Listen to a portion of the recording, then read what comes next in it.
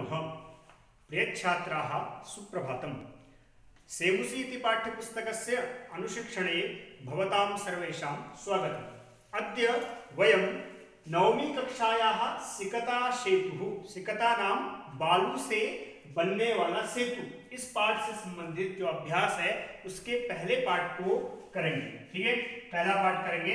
तो इसका पहले पाठ से पहले हम जान लें कि इसके शब्दार्थ क्या क्या है, यानी कि आपको पाठ को समझने में आसानी हो, इसके लिए जरूरी है कि आप एक बार इन शब्दार्थों को देख लें।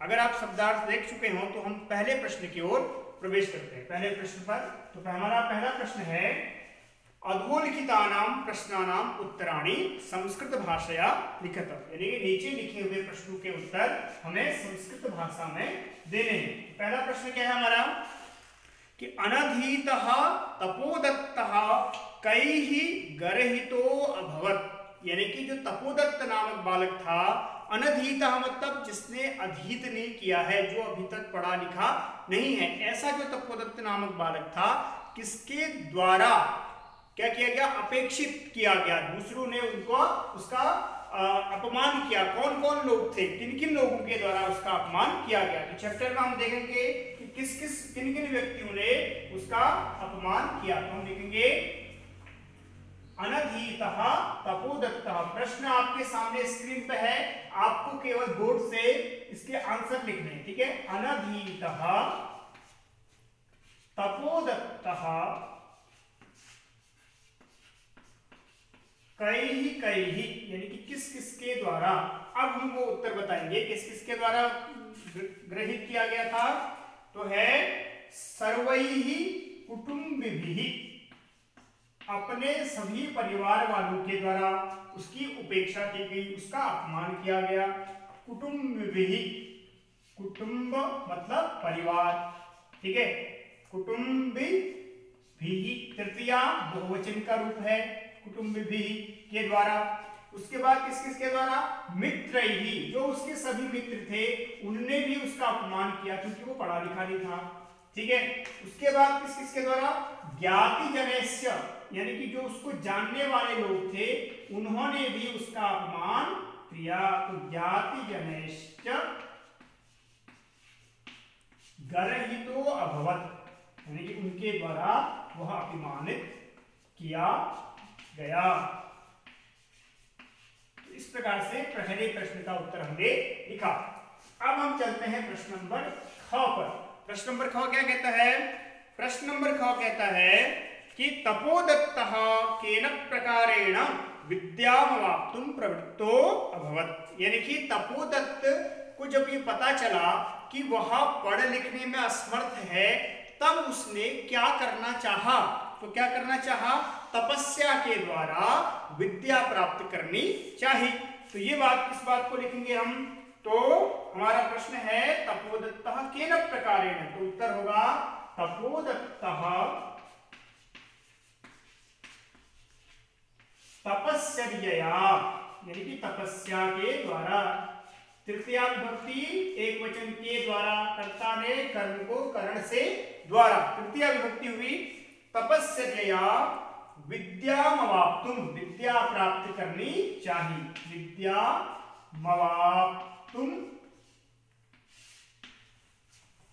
प्रवृत्तो अभवत्, विद्यामवाप्तुं प्रवृत्तो भवत्। कौन सी संधि हुई इसमें, पूर्व रूप संधि। ठीक है, यदि ओ के बाद अ आता हो तो उसमें अवग्रह रूप एस हो जाता है। ठीक है, अब हम चलते हैं प्रश्न नंबर गौ की ओर। तो प्रश्न नंबर गौ क्या है कि तपोदत्तः पुरुषस्य काम चेष्टां दृष्ट्वा अहसत्। यानी कि तपोदत्त उस पुरुष की किस चेष्टा को देख करके हंसा था। जो तपोदत्त खुद तपस्या के बल पर विद्या प्राप्त करना चाहता था, वो तपोदत्त किस काम को देख करके हंसा।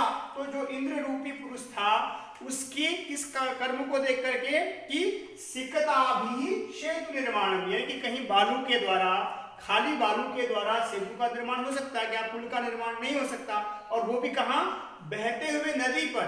तो इस कार्य को देखकर वो तपोदत्त हंसता है। तो उत्तर लिखेंगे, क्या उत्तर लिखेंगे कि तपोदत्तः तपोदत्तः सिकताभिः, पुरुषस्य यानी कि उस पुरुष के, सिकताभिः यानी कि बालू के द्वारा, सिकताभिः सेतु निर्माण प्रयासं दृष्ट्वा, सेतु यानी कि पुल, निर्माण मतलब सेतु का निर्माण, प्रयासं दृष्ट्वा यानी कि सेतु का निर्माण करने के प्रयास को देख करके, दृष्ट्वा अहसत, हंसा। ठीक, तो ये प्रश्न नंबर गौ पूरा हुआ। अब हम चलते हैं प्रश्न नंबर घ की ओर। प्रश्न कहता है कि तपोमात्रेण विद्यां प्राप्तुं तस्य प्रयासः कीदृशः कथितः, यानी कि केवल तपस्या करने से ही अगर विद्या प्राप्त हो जाती तो सभी तपस्या करते, स्कूल आने की जरूरत ही क्यों थी।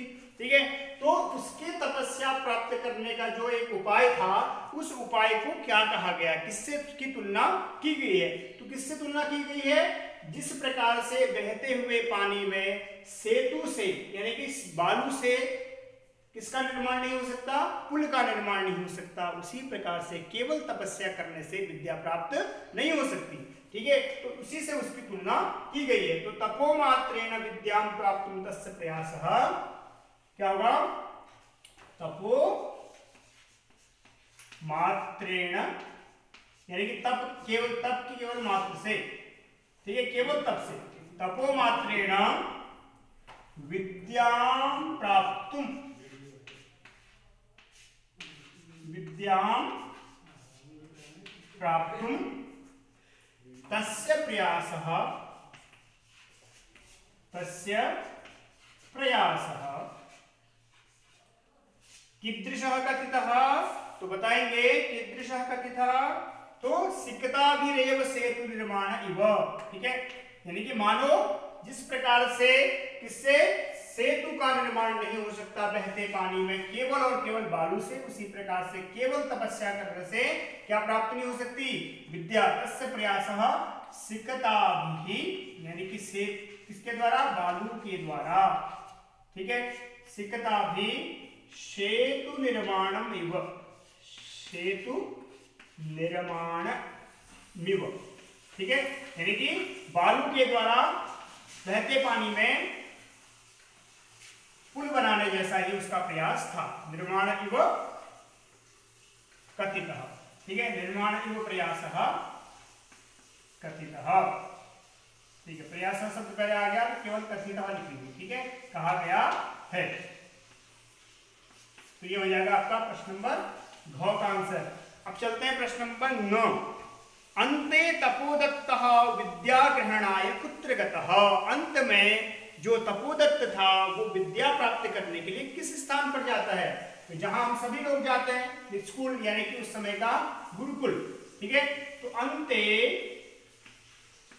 तपोदत्तः यानी कि तपोदत्त विद्या ग्रहणाय, विद्या ग्रहणाय कुत्र गच्छति, गुरुकुलम गच्छति, गुरुकुल में जाता है। ठीक है, तो प्रश्न नंबर 1 जो कि पाठ के आधार पर जो प्रश्नोत्तर थे वो हमने पूरे किए। अब चलते हैं प्रश्न नंबर 2 की ओर। तो प्रश्न नंबर 2 क्या कहता है कि भिन्न वर्गीयम पदम चिनुत, यानी कि भिन्न वर्गीय मतलब 4 आपको शब्द दिए हैं, 4 शब्दों में से कोई एक शब्द बाकियों से अलग है, उसको हमें छांट करके लिखना है। ठीक है, तो एक बार देखेंगे कौन कौन से वो शब्द हैं जो बाकियों से अपने आप को अलग रखते हैं। ठीक है, तो प्रश्न नंबर 2 की ओर चलते हैं। भिन्न वर्गीयम पदम चिनुत, तो पहला जैसे इसने एग्जाम्पल दिया है, कि अधिरोढ़ुम यानी कि चढ़ना, गंतुम यानी कि जाने के लिए, अधिरोढ़ुम चढ़ने के लिए, गंतुम यानी कि जाने के लिए, निर्मातुम मतलब निर्माण करने के लिए, सेतुम मतलब पुल को। ठीक है, या पुल का, तो यहाँ जो सेतु शब्द है आ तो रहा है तुम, सब में तुम है, लेकिन इसकी विभक्ति है, बाकियों का क्या लगा है, प्रत्यय लगा है, तुमुन प्रत्यय, तो इसलिए सेतुम शब्द बाकी शब्दों में से अलग हुआ क्योंकि उसमें प्रत्यय शब्द नहीं लगा है। ऐसे ही हमें क वाले प्रश्न में से कोई एक शब्द अलग करना है जो बाकियों से अलग है।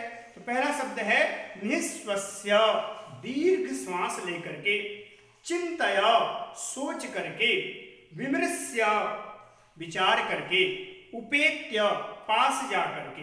ठीक है, अब ये जो चिंतय शब्द है, ठीक है, यहाँ क्या है कि ये लोट लकार का रूप है। देखिए चिंतयतु, चिंतयताम, चिंतयन्तु, फिर चिंतय, तुम चिंतय, यानी कि तुम चिंता करो या तुम सोचो, वहां इसका रूप है। तो बाकी जगह सब में षष्ठी विभक्ति है और चिंतया जो शब्द है वो बाकियों से अलग है क्योंकि वो विभक्ति है और ये सब क्या है, लकार है, यानी क्रियापद और कर्ता पद में अंतर आ गया। इस प्रकार से पहला जो भिन्न पद हुआ वो हुआ चिंतय, क्योंकि ये लकार है, बाकी सब विभक्ति के शब्द थे। ठीक है, तो चिंतया शब्द बाकियों से अलग हो गया। अब हम चलते हैं प्रश्न नंबर ख की ओर।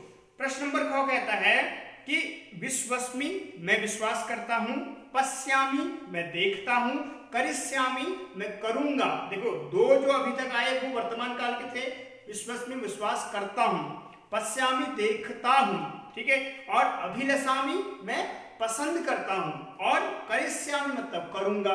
तो ये जो करूंगा शब्द है बाकी सारे वर्तमान काल के हैं और करिष्यामि शब्द क्या है, भविष्य काल का है। तो इसलिए करिष्यामि शब्द बाकियों से अलग हो गया क्योंकि बाकी सभी वर्तमान काल के हैं और करिष्यामि जो शब्द है वो भविष्य काल का है। तो इसलिए करिष्यामि पद बाकियों से भिन्न हुआ। ठीक, अब हम चलते हैं प्रश्न नंबर ग की ओर। इसमें जो शब्द हैं तपोभिः, तपस्या के द्वारा, दुर्बुद्धि, दुर्बुद्धि जिसकी बुद्धि अच्छी नहीं है, सिकता भी बालों के द्वारा, ठीक है, कुटुंब भी परिवारजनों के द्वारा, सब में द्वारा द्वारा आ रहा है कि सबकी तृतीया विभक्ति है, केवल और केवल दुर्बुद्धि शब्द की तृतीया विभक्ति नहीं है। तो इसलिए यहाँ पर दुर्बुद्धि शब्द क्या हो गया, भिन्न प्रकृति वाला हुआ, तो इसलिए दुर्बुद्धि। ठीक हो गया, तो प्रश्न नंबर 2 पूरा हुआ। अब हम चलते हैं प्रश्न नंबर 3 की ओर। तो प्रश्न नंबर 3 क्या कहता है, रेखांकितानि सर्वनाम पदानि कस्मै प्रयुक्तानि, यानी कि जो अंडरलाइन आपको दिखाई दे रहा होगा प्रश्न में, ठीक है, तो प्रश्नों में जो अंडरलाइन दिखाई दे रहा है प्रश्न नंबर 3 में, जिसके नीचे अंडरलाइन है वह जो सर्वनाम शब्द है वो किसके लिए, किस संज्ञा के लिए प्रयुक्त हुआ है, यानी कि जो प्रोनाउन वर्ड है ये किस नाउन के लिए प्रयुक्त हुआ है, प्रयोग में लाया गया है, ये बताने का प्रयास करेंगे। पहला है इसमें अलम अलम तवश्रमेण, अलम अलम तवश्रमेण, ये बात किसने कही थी, यानी कि तुम्हारा ये जो परिश्रम है ये बहुत अधिक है, इसको मत करो। तव मतलब तुम्हारा, ठीक है, तवश्रमेण, अलम अलम तवश्रमेण, ये किसने कहा था, तपोदत्त ने कहा था। किसको कहा था, पुरुष को कहा था, क्योंकि इंद्र के रूप में था। वो कर क्या रहा था, सिकता भी सेतु निर्माणम, यानी कि बालू के द्वारा बहते हुए जल में पुल का निर्माण कर रहा था। तो ये जो काम था इसीलिए उसने कहा कि अलम अलम, ये फालतू का काम मत करो। तो किसने कहा, तव की जगह यहाँ पर जो शब्द है तव मतलब तुम, तुम्हारा यह परिश्रम व्यर्थ होगा, तो इससे तव मतलब पुरुषस्य। अब इसकी क्या करनी है, कस्मै प्रयुक्तम कहा, जिसके लिए प्रयुक्त शब्द है तव, उसकी हमें चतुर्थी करनी होगी। जहां भी प्रश्न में कस्मै पूछे तो समझ लो जिसके लिए वो शब्द प्रयुक्त होगा उसकी हम चतुर्थी विभक्ति करेंगे। तो पुरुष के लिए यहाँ पर तव का प्रयोग किया गया, तो इसलिए पुरुष शब्द की चतुर्थी कर लेंगे, तो बोलेंगे पुरुषाय, क्योंकि बालक शब्द की तरह पुरुष शब्द भी चलता है, तो पुरुषाय और बालकाय। ठीक है, तो ये आपका क हो गया। अब हम चलते हैं प्रश्न नंबर ख की ओर। उसमें कौन सा सर्वनाम शब्द है, न अहम सोपान मार्गेर अट्टनम अधिरोढ़ुम विश्वस्मि, यानी कि अगर मुझे कहाँ चढ़ना है, पर्वत पर चढ़ना है, तो मैं सामान्य सीढ़ियों के द्वारा चढ़ना पसंद नहीं करता, मैं सीधे अधिरोढ़ुम अभिलषामि, मैं पसंद करता हूँ। क्या पसंद करता हूँ, मैं छलांग मार करके उस पर्वत पर चढ़ना पसंद करता हूँ, न कि जो सीधा मार्ग बना है उसके थ्रू। ठीक है, तो यहाँ पर अहम शब्द किसके लिए प्रयुक्त हुआ है, पुरुष के लिए, पुरुष ये बात कह रहा है। ठीक है, तो इसलिए यहाँ भी पुरुषाय, उसकी भी चतुर्थी कर देंगे। और अब चलते हैं प्रश्न नंबर ग की ओर। प्रश्न नंबर ग है चिंतितम भवता न वा, यानी कि तुम्हारे द्वारा सोचा गया कि न, तुमने इस बारे में कभी सोचा या नहीं? तो तपोदत्त कहता है आपके द्वारा कह रहा है, किसको? पुरुष को। तो यहाँ भी पुरुष के लिए ही भवत शब्द का प्रयोग है, तो यहाँ भी पुरुषाय हो जाएगा। तो सारे जो शब्द हैं वो किसके लिए? पुरुष के लिए प्रयुक्त हो गए सर्वनाम शब्द, इसलिए यहाँ पर हम पुरुष शब्द की ही बार बार क्या कर रहे हैं? चतुर्थी विभक्ति कर रहे हैं। अगला है गुरुगृहं गत्वैव विद्याभ्यासो मया करणीयः। मेरे द्वारा गुरु घर में जाकर के, यानी गुरुकुल में ही जाकर के मेरे द्वारा क्या किया जाना चाहिए? अभ्यास किया जाना चाहिए। तो किसने किया गुरुकुल में जाकर के? तपोदत्तः विद्याग्रहणाय गुरुकुलम गच्छति। तपोदत्तः गच्छति, पुरुष नहीं जा रहा है। अब कौन जा रहा है? यहाँ पर तपोदत्त जा रहा है। तो इस तपोदत्त शब्द की हम चतुर्थी विभक्ति करेंगे। तो क्या हो जाएगा? पुरुष की पुरुषाय, तो तपोदत्त की तपोदत्ताय। ठीक है, तो यहाँ पर जो माम शब्द प्रयुक्त हुआ है वो तपोदत्त के लिए प्रयुक्त हुआ है। ठीक है, तो इसलिए हमने चतुर्थी विभक्ति किसकी करी? तपोदत्त शब्द की करी। अंतिम है भवद्भिः उन्मीलितम मे नयन युगलम, नहीं कि तुम्हारे द्वारा मेरी दोनों आंखें खोल दी गई हैं। जो अभी तक मैं इस अंधकार में था कि तपस्या के द्वारा विद्या प्राप्त की जा सकती है, तपस्या के द्वारा नॉलेज प्राप्त किया जा सकता है, ये सब व्यर्थ है। तुमने मेरी आंखें खोल दी इस काम को दिखा करके कि जिस प्रकार से बहते हुए नदी में केवल बालू के द्वारा पुल का निर्माण नहीं हो सकता, उसी प्रकार से केवल और तपस्या में बैठने से विद्या प्राप्त नहीं हो सकती। इस बात को समझा करके आपने मेरी आंखें खोल। तो मे शब्द है, मे नयन युगलम, तो मे शब्द किसके लिए प्रयुक्त हुआ है? तपोदत्त के। तो तपोदत्त शब्द की पुनः हम कौन सी विभक्ति कर देंगे? चतुर्थी विभक्ति कर देंगे। तो इसी प्रकार के प्रश्न वहां पूछे जाते हैं आपसे। ठीक है, सर्वनाम शब्द आपको दिया होगा, उसकी संज्ञा शब्द को बताना होगा कि यानी कि ये सर्वनाम शब्द यानी कि ते, मे, तव, मम, ये शब्द किसके लिए प्रयुक्त हुए हैं। ठीक है, तो आज का पाठ यही समाप्त करते हैं। कल हम इससे अगले भाग को यानी कि ख 4, 5 वाले जो अगला भाग है इसका, उसको हम पूरा करेंगे। ठीक है, तब तक के लिए नमो नमः। भवतां दिनम शुभम भवतु।